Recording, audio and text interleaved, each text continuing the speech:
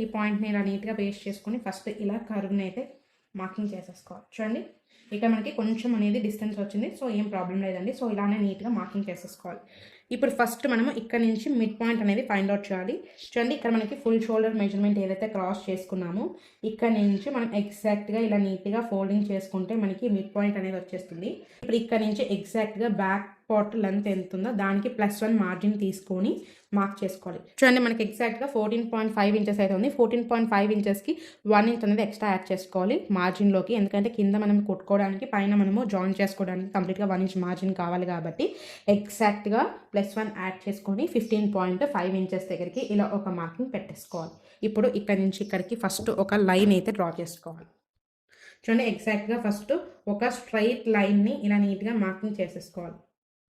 ఇప్పుడు ఇలాంటిది ఏదైనా ఒక పేపర్ తీసేసుకొని టైట్ ఫిట్టింగ్ లైన్ని ఇలా చూసుకోవాలన్నమాట. పర్ఫెక్ట్గా ఇలా నీట్గా చూసుకొని మార్కింగ్ చేసేసుకోవాలి కిందికి. చూడండి ఇలా నీట్గా ఇది మనకి పాయింట్ లాగా ఉండకూడదు కాబట్టి ఇలా కొంచెం కర్వ్ చేసి ఇలా కిందికి డౌన్ అనేది చేసేసాం. సేమ్ అలాగే ఇక్కడ కూడా చూడండి పాయింట్కి మనకి సైడ్ ఫిట్టింగ్ లైన్ చూసుకుంటే ఇది మనము కొంచెం కిందికి అనేది మార్క్ చేసుకోవాలి. సో ఇది కూడా మనం ఎగ్జాక్ట్గా కిందికి అనేది ఇలా కొంచెం డౌన్ చేసుకున్నాం. సో చూడండి ఇలా నీట్గా చూడండి. ఇప్పుడు మనం ఇలా మార్క్ చేసుకున్న తర్వాత ఈ పాయింట్ దగ్గర నుంచి మనకి ఇక్కడ సైడ్ ఫిట్టింగ్ వరకు మనకి ఎంత వచ్చింది, ఎగ్జాక్ట్గా 8.1 ఇంచెస్ అయితే వచ్చింది కాబట్టి side fitting line. So front పార్ట్లో ఎంత ఉందో ఒకసారి రీచెక్ చేసుకుందాం. చూడండి ఈ ఫ్రంట్ పార్ట్లో ఎగ్జాక్ట్గా మనకి సైడ్ లైన్ ఎంత ఉందో చూసుకున్నాము.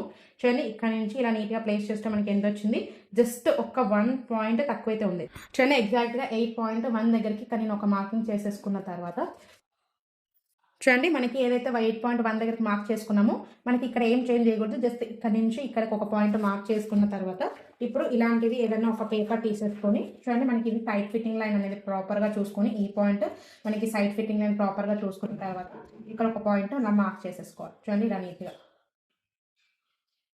మార్కింగ్ చేసుకున్నాం అనుకోండి, ఇది మనకి ఫిక్స్డ్ అనమాట. సో ఇలా అయితే మనం మార్కింగ్ చేసేసుకోవాలి.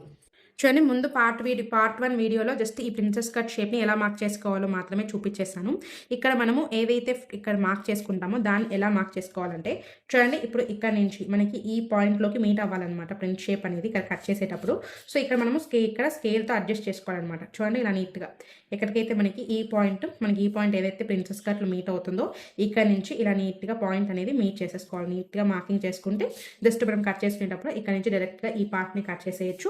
ఇది వచ్చేసి మనకి ప్రిన్సెస్ కట్ షేప్. సో ఇక్కడ మనకి కొంచెం అనేది కర్వ్ బయటకు అనేది వెళ్ళింది కాబట్టి జస్ట్ ఇక్కడ నేను కొంచెం ఇలా రౌండ్ అనేది అడ్జస్ట్ చేశాను అనమాట. ఇలా నీట్గా ప్లేస్ చేసేసుకోండి అంతే. మనకి ఏదైనా సరే పాయింట్ లాగా రాకూడదు, పర్ఫెక్ట్ రౌండ్గా అనిపించాలన్నమాట. సో ఇలా నీట్గా రౌండ్ అనేది మార్కింగ్ చేసేసుకున్నాను. అండ్ ఇప్పుడు మనం బ్యాక్ పార్ట్ని అయితే కట్ చేసేసుకున్నాము. ఇక్కడ బ్యాక్ వచ్చేసి నేను హుక్స్ పెట్టుకోవాలనుకుంటున్నాను కాబట్టి ఇక్కడ నేను జస్ట్ ఒక 1/2 ఇంచ్ మార్జిన్ అనేది ముందుకు ఫోల్డ్ చేసుకుంటున్నాను. చూడండి మనం ఏదైతే మార్కింగ్ చేసుకున్నామో అక్కడ నుంచి ఎగ్జాక్ట్గా 1/2 ఇంచ్ అనేది ఇక్కడ నేను ముందుకు ఫోల్డ్ చేసుకుంటున్నాను. అందులో బ్యాక్ క్లోజర్ పెట్టుకోవాలనుకున్న వాళ్ళు ఏం చేయాలి, బ్యాక్ వచ్చేసి just as it is first ఎలా మార్క్ చేసుకున్నామో అలాగే కట్ చేసేసుకోండి. ఫ్రంట్ హుక్స్ పెట్టుకోవాలనుకున్న వాళ్ళు ఫ్రంట్ ముందుకు ఇలానే నీట్గా వ్రాప్ చేసుకొని 1/2 ఇంచ్ మార్జిన్ చూసుకోవాలన్నమాట. సో ఇలా అయితే మనము కట్ చేసేసుకోవాలి. ఇక నేను హుక్స్ అండ్ కాజా కోసం మార్జిన్ అనేది తీసుకున్నాను 1/2 ఇంచ్ మార్జిన్. సో ఇలా నీట్గా 1/2 ఇంచ్ మార్జిన్ తీసుకున్న తర్వాత ఎగ్జాక్ట్గా చూసుకొని నీట్గా కట్ చేసేసుకోవాలి. మనం